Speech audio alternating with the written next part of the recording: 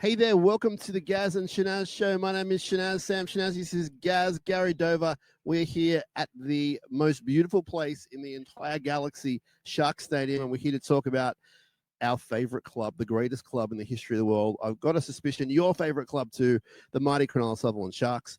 Before we go any further, let's just get the cheap merch plugs out of the way. Now, we'll start with you, Gary. We'll start with you. All right. What are you wearing, my man? I'm wearing the new windbreaker, which is in store and online now.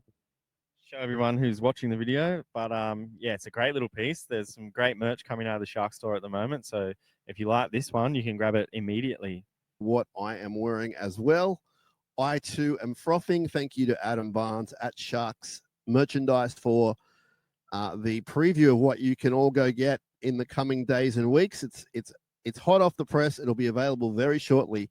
It's the late 80s cartoon shark logo. On burst out one where he's the burst out one through the banner and on a beautiful black hoodie. Now, Gary, can you tell me who made this? Who's responsible? Yeah, so this one's made by Bleacher Athletic, who's like a little brand from Cotton On. So basically Cotton On, but yeah, it's really good quality and it looks absolutely amazing on you and on everyone who's going to buy it this week or next. It feels beautiful and it's a great test because we're at Shark Stadium, as we said. It's not going to surprise you. The weather has turned. It's actually winter here, even though it is autumn. I'm up here in the upper Andrew Eddinghausen where I usually am, and it gets really cold up here, and so far so good with this test. So we just wanted to give the merch a very deserved plug. You can go get it, sharks.com.au. Go to the store in the Woolooware Bay complex. Tell Ash and tell Adam and everyone else that we sent you, SharkCast Pod, Gaz and Shinazz. They'll hook you up. Gary, we won last week, which is always awesome, against the Parramatta Eels. Magic round, Suncorp Stadium, 28-18. Pretty comprehensive win. The Eels got back into it when we were down to 12 men. Yeah, I thought our middles really laid the platform. Obviously, we had tall Tom Hazelton starting with AFB this week, which was a little bit different. Oggy off the bench. And then, yeah, obviously our back five have been pretty good all year. They were running amok at the back there against the Eels. I think overall a really good team performance. And yeah, as you mentioned, Jesse Colquhoun, super impressive coming off the back of an ACL injury, his first game in the top grade. So yeah, everyone's looking pretty good at the moment. Jesse Colquhoun was back and he had an incredible return. Now the stats may not say anything dramatically amazing, but from the naked eye, absolutely dominating. He looks a really good size at the moment. First game in a year and really great off the bench. 2 hit-ups in one set. Just really involved in his time on the field, including a sin bin, which was unfortunate. I'm sure he'll learn from it. We scored a try, got a 40-20, conceded 2 tries. It was very eventful, 10 minutes, got them back in the game. But I actually liked the way the Sharks grinded it out. I thought after the disaster in Leichhardt, the heartbreak disaster, it was a good way for us just to sort of get back into the groove, learn how to fight again. And overall, I thought it was a really good performance. None better than the number 9 and number 7, with the number 1 not far behind. But let's talk Nicho Hynes. He's in the press always. People critical, not critical. He's always, everyone has an opinion on Nicho. There's something out We've there got an opinion on him too. We are big fans of what he does. And last week he had 3 try assists. He's doing great this year with line break assists as well. And very important part of that attack. He ran straight. He set up his outside backs brilliantly. And I thought Blake Brayley ran the ball really well in particular.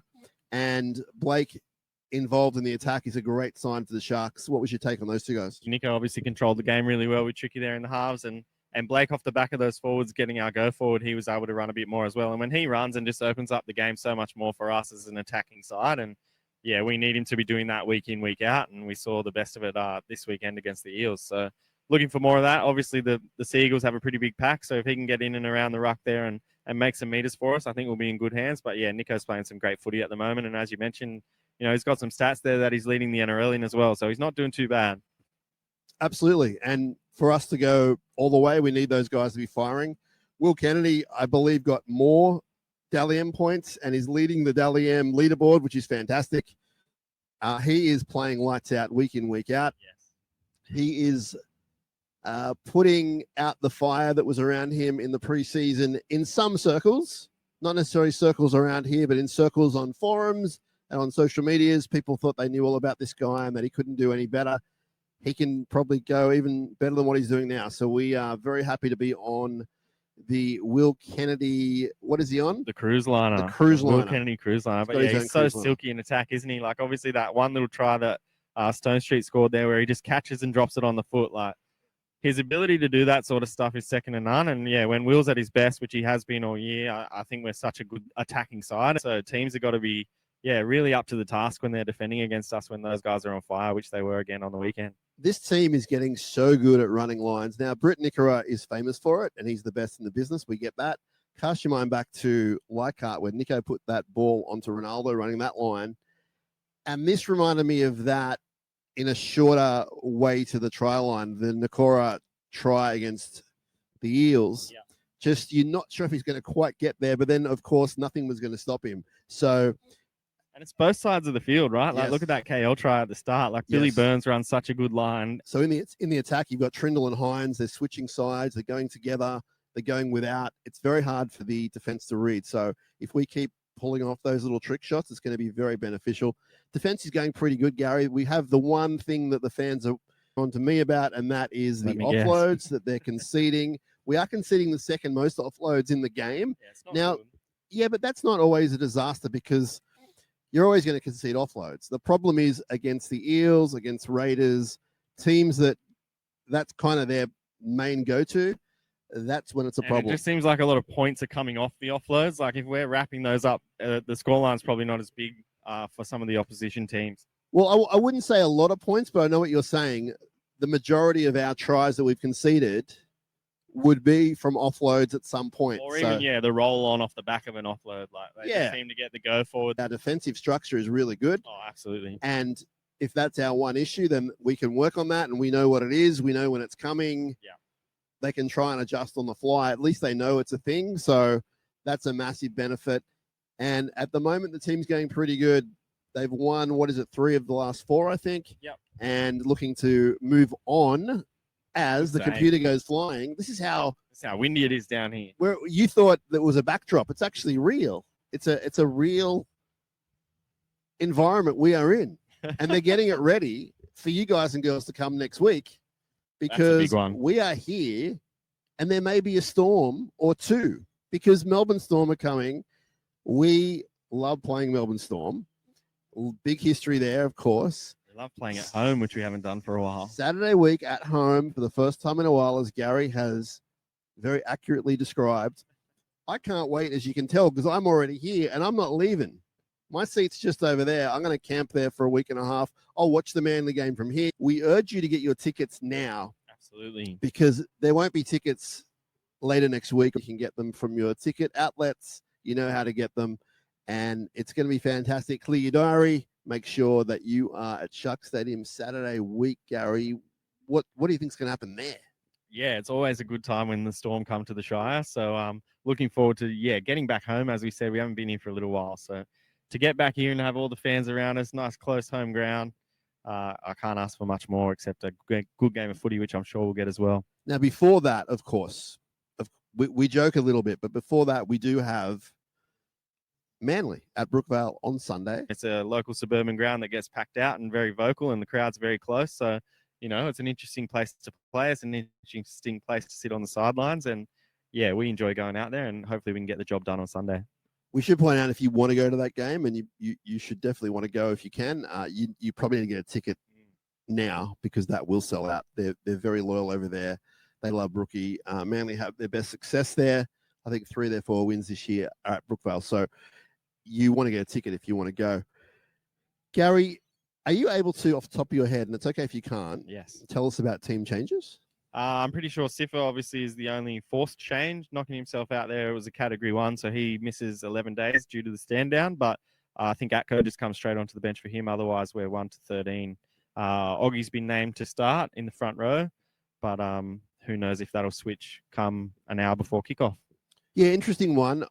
Hard to tell whether the coach chose that from a, tactical point of view, or if it was just a celebration of Tall Tommy, or what the reason was. It definitely paid off. Yeah. Is it going to be week to week? I'm not sure. I mean, we saw Tall Tom start games earlier in his young career, and it worked pretty good. So maybe that'll be a thing. We'll find out an hour before kickoff. Now, Atco to the bench. A lot of the fans are very opinionated on this. Not just this. They're opinionated a lot of things, and we have the best fans in the world. Absolutely. But I wonder again what the tactic is here. Why not last week? Why this week? Will it stick? Won't it stick? What's his role going to be? And to be fair to Atco, when he's come on, he's given his all. He's helped us out in different positions. But at the moment, 14. He's doing his best out there, but yeah, I'm interested to see if he does keep him on the bench. Obviously, the Eels had a pretty big pack, and the Seagulls get Jake Trbojevic back. They've got a pretty solid front row and a big pack as well. So whether we run the 4 forwards or we keep Atco there, I'm not sure. But yeah, it'll be an interesting one come Sunday. There is a bunch of guys, and they were named on the extended bench, that can slot in if Atco or someone else was to drop off that immediate bench. So we'll see what happens there from the coach and his coaching staff. Tom Trbojevic back as well. That's a pretty big one for them. He's a very important part of what they do. The lineup that they've named is pretty strong. It's hard with Tom Trbojevic because amazing player, like no doubt about it, unbelievable. He can, and I'm not even joking, he can cop an injury during the game. And Manly, okay, their win rate drops, but the guys that they have there to back him up, in particular Hopewadi, they're pretty good. Like they're different good, but they're still, it's not like the quality goes down. It's just a different sort of quality. So Tom being there, Tom not being there, I'd prefer him not there because when he's got his hands on the ball in particular, look out. Dangerous. But I think that we'll just have to do some old-fashioned, hit him hard and try and rattle him because you do that anyway to any of the best fullbacks in the game, and he's one of the best fullbacks. But knowing that he's a bit fragile, unfortunately for him, I like the idea of us putting up those towering bombs, Ronaldo getting down there. There's pros and cons with Tom there. Yeah, but even so, it looks like they're preparing for anything can happen type scenarios as well, because obviously they got Tommy Talau on the bench. So, like, you know, if Tom goes down, he goes down, Hopewadi goes to the back, and Tommy Talau comes onto the wing. It's still a strong side. So, yeah, we got to prepare for the best, and we know we'll get the best out of the Seagulls when we play them on Sunday. But, yeah, as you said, they're just a bit of a different side when Tom Trbojevic is at the back, and he can do some things with the football that some other players can't do. So we've got to be on our game. Now, we saw in the earlier clash, the Sharks contained Olakau'atu pretty well. He did have some injuries during the game, but he played on. He'll be a bit fresher this week, I imagine. Now, he is one of their leading players in most categories that we want to stop, and it's going to be a very big challenge for us. He is destructive. I've come around big time to this guy in the past year. He's a beast. He's a very, very good player. Manly don't mind a long-range try, so it's not like offloads. Offload, sure, but it's not like some teams where you kind of know what they're going to do. They come down to your territory, you defend your territory, you get out with the 2 points. Manly are a bit more ad lib. It's not even offloads, Gary. It's just off the cuff footy. They play a long-range style of attack, so left to right, right to left, sweeping plays, definitely offloads, etc. So I'd be worried about that kind of thing. I don't think that we can take them lightly wherever they are on the field. Obviously, I don't think we do no matter who you're playing, but I think there are just some teams you can be slightly more comfortable when you're trying to get them in their own zone. But I think with Manly, it's a touch different. DCE is pretty loose and attacking style of player. He's found a new lease on life since he's announced he's leaving, and there's a lot of speculation about where he's headed, and we're looking in that direction right now. But Eastern suburbs? It's East something. But they're gonna bring it. They'll be at Brookie. They're a different team there, as I've said. Yep. So where do you think we will get them, Gary? Because we are going to get them. Yeah, as you said, like they're obviously a very, very good attacking side with all those players in the back line and in the forwards. And, you know, it just comes down to, I feel, controlling the game. And if we can control through the middle, get Blake Brayley running a bit, opening up that ruck area a bit, running around their big forwards, I think we'll be all right. And if Nico and Tricky can control the game the way they've started to in the last few weeks, I think we'll be sweet.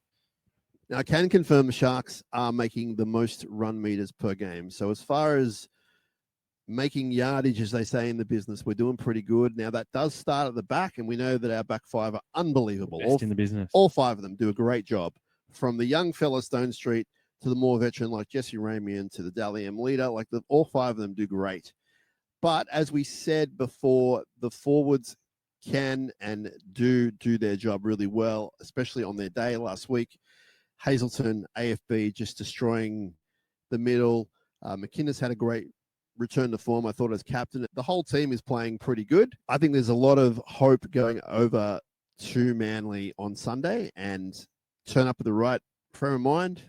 80 minutes, come home with the 2 points. Bit of a longer turnaround for us as well, obviously playing on Friday to Sunday. But yeah, the boys are putting in some good work this week, and I think we'll be right come Sunday afternoon. Another shout out to the Merch King, Adam Barnes, and sharks.com.au. The Sharks store is across the way there. What's the official title of where I'm looking and where people should go, Gary? Woolooware Bay. So it's in the Woolooware Bay precinct. You'll see the absolutely immaculate and beautiful Shark store. So packed with merch like this. If you haven't been there, and we unreal. do have interstate viewers, we have overseas viewers come back to the Shire to go to a game, make sure you go to the Shark store. If you're a local, if you haven't been there, if you're living across Sydney and you're coming over for the game or just coming over for a nice Chinese meal, then make sure you go to the Shark store because it's unbelievable. Everything you want is there. It's a good space. It's not cramped. It's a big store. They got videos on of old games. Yeah. Amazing retail staff. They'll help you with anything. If you're a member, you get a discount, a Sharks member, and we love it there. You and I just hang out there sometimes. And, you know, spoiler, we're going to do a show there. We've been talking to Ash, who manages the store, and she ran it by Barnesy. We're going to do a show there. So awesome. Stay tuned for news on that. But before that, we'll be back at Shark Stadium to watch the Sharks defeat the Storm. So much history there. So many great games. Cam Smith, get off our field. You need a 10-minute break, my friend. One. Before that, we got Brookvale on Sunday. Can't wait to see how the boys go. Gary, thanks for your time, my friend. Thanks for having me. Up. Let's go.